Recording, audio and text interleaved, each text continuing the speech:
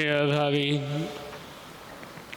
दादा गुरुदेव श्री पेंसो जी महाराज एवं परम पूज्य गुरुदेव के पावन चरण कला में कोटि से वंदन अभिवंदन। उपस्थित धर्म विवंदों आगे शख्स विषय चल रहा है मानव जीवन के 4 सटेशन, जिसमें से 3 के बारे में समन कर चुके हैं। आज चौथा यानी मानव के जीवन यात्रा कैसे पूर्ण होती है। जब कोई जीव संसार में जब आता है तो समय उसकी दोनों मुट्ठी बंद होती है।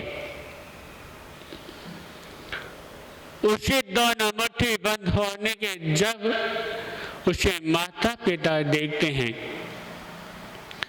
कि हमारे बच्चे के हाथ में क्या है, जब ने छोटे से बच्चे की जब मुट्ठी को जब खोलते हैं तो क्या देखते हैं, उसकी मुट्ठी में कुछ भी नहीं, बिल्कुल खाली है।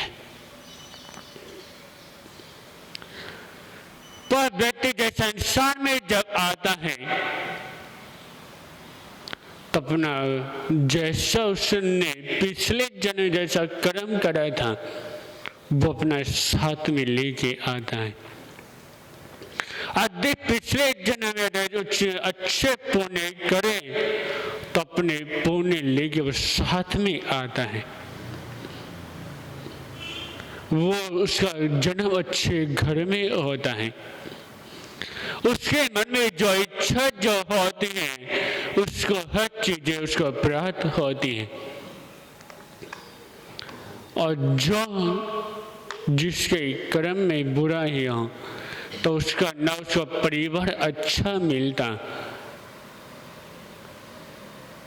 हमेशा वो क्या सोचता है कि जो मुझे परिवार में, इतने छोटे परिवार में, इतने गरीब परिवार में जो मुझे जन्म किसके कारण मिला है, एक कर्म के कारण है। जैसे ही व्यक्ति इस संसार में आता है तभी उसके कदम मृत्यु की तरफ बढ़ने शुरू हो जाते हैं। जब व्यक्ति का जन्मदिन जब आता है तो उसके उस दिन वो कितनी खुशी बनाता है कि आज मेरा जन्मदिन है, आज मैं इतने वर्ष का हो चुका हूं। पर व्यक्ति की उम्र तो बढ़ी, पर बढ़ने के साथ उसकी उम्र भी घटते चले जा रही। हमेशा उसका एक एक कदम मृत्यु की तरफ बढ़ते चले जाते हैं व्यक्ति के।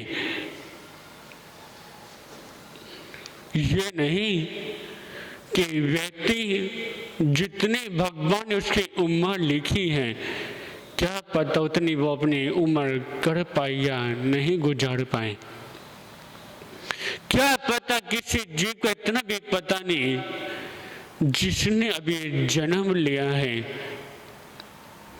जिसने अभी तक अपनी माँ के मुख को भी नहीं देखा, क्या पता भगवान उसको तुरंत ने पास बुला ले, कुछ पता नहीं चलता। बस स्टैंड में आने का बस का समय निश्चित होता है, रेलगाड़ी का आने का भी समय निश्चित होता है। हर व्यक्ति का ऑफिस में, दुकान में जाने का समय में निश्चित होता है। बच्चों का स्कूल में जाने का समय निश्चित होता है। हर व्यक्ति का अपने घर में पूजा करने का समय निश्चित होता है। पर मृत्यु का समय कोई निश्चित नहीं होता। वो कब आगे व्यक्ति का गला घोट ले, कब आगे व्यक्ति का गला पकड़ ले, कुछ पता नहीं चलता। इसलिए हर व्यक्ति को हर समय ये सोचना चाहिए कि कब मेरी मृत्यु आ जाए कुछ पता नहीं।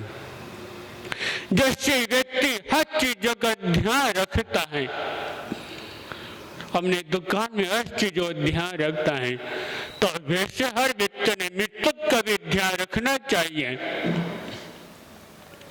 जो व्यक्ति ने मृत्यु का ध्यान रखता है, जो उसकी मौत जो उसके सामने जब खड़ी हो तो उसको किसी चीज का भय नहीं रहता। एक बार जब जो बादशाह जो सिकंदर था, जो भारत में जो शासन करना चाहता था, जब भारतवर्ष में शासन करने के लिए, एक भारतवर्ष को अपना पाने के लिए जो इधर बढ़ रहा था, तो उससे पहले उन्हें संत के दर्शन करे दे। तो उसने उस संत से पूछा कि महात्मा जी मेरी मृत्यु कैसे होगी। तो संत ने कहा कि सुन बादशाह, जब धरती लोहे की हो जाएगी, आसमान सोने का होगा, जब तेरी मौत उस समय होगी। यह सुनते बादशाह बड़ा को बड़ा प्रसन्न होता है। किसके लिए? कि ना कभी धरती लोहे की हो सकती और ना कभी आसमान सोने का हो सकता। तो ये देख, तो जब भारत के तरफ जब बढ़ रहा था, तो भारत के सैनिक को ने उसको भारत में कदम रखने से उसको रोक देते हैं कि तुम्हारे भारत के वश के भारत में कहीं प्रवेश नहीं कर सकते। तो निराश होकर वापस मुड़ जाता है।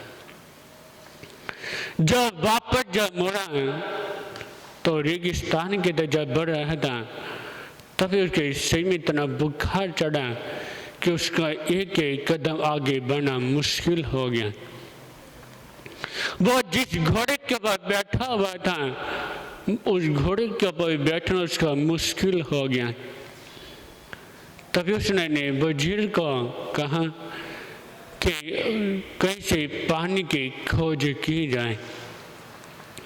अब बादशाह की आज्ञा प्राप्त होते हैं 2-3 सैनिक पानी की खोज में निकलते हैं। अब बादशाह विश्राम करने के लिए घोड़े से नीचे उतरा। आज जो बादशाह जो वजीर था, उसने क्या करा, अपने सर में जो लोहे का कवच जो पहन रखा था, यानी जब युद्ध के लिए जब जाते तब अपने सर में लोहे का कवच पहना जाता है। अब वजीर ने क्या करा, वो उतार के का बिछा देता है। अब बादशाह उसके ऊपर लेट जाता है। अब जो उनका जो घोड़ा था उसके ऊपर किसका, सोने का छाता था। अब वजीर कि जिससे हमारे बादशाह के ऊपर धूप ना लगे, अब लोहे का छाता उसके ऊपर कर दिया। अब हो गया ना, धरती लोहे की, वो आसमान सोने का। अब उसको वो जो संत ने जो कहा था, वो शब्द उसके कानों में गूंजने लगे। अब उसको लगा मुझे मृत्यु से कोई भी नहीं बचा सकता। जो उसकी मृत्यु जब आ गई, तो वजीर ने उससे अंतिम इच्छा पूछी। तो उन्होंने कहा कि जब मेरी अर्थी जब निकाली जब जाए, तो मैंने दोनों हाथ कफन से बाहर निकाल देना। मेरा एक हाथ सफेद कर देना, एक हाथ काला कर देना। तो सुनकर वजीर ने कहा कि आप किस लिए कह रहे हैं? तो उन्होंने कहा मैं इसलिए क्योंकि पूरी दुनिया वालों को पता चल सके कि इस बादशाह ने न किसी माँ को छोड़ा, न किसी बहन को छोड़ा, सभी को ने लूट मार कर छोड़ा है, कि साथ कुछ भी नहीं जा रहा। यदि ये साथ जा रहे हैं कि वैसे जो बूढ़े कर्म जो करेंगे वो इसके साथ जा रहे हैं। क्योंकि व्यक्ति जब संसार जब जाता है तो अपने कर्म लेके संसार से जाता हो, कुछ भी नहीं। जो व्यक्ति ने अपने आप को ज्यादा करोड़पति मानता है कि संसार में सबसे ज्यादा पैसे वाला मेरे से बड़ा कोई भी संसार में अमीर नहीं, तो वो भी संसार से खाली हाथ ही जाता है। तो इसलिए जो व्यक्ति का जो ये यात्रा जो होती है, ये यात्रा व्यक्ति की जीवन यात्रा माँ के कुछ से शुरू होती है और खत्म का शमशान घाट में जाके होती।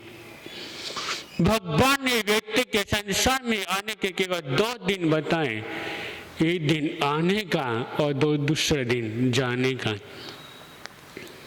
व्यक्ति को भगवान की याद उस समय आती है जब उसकी मौत जब उसके सामने जब खड़ी होती है, नहीं तो उससे पहले व्यक्ति को भगवान की याद जल्दी से नहीं आती।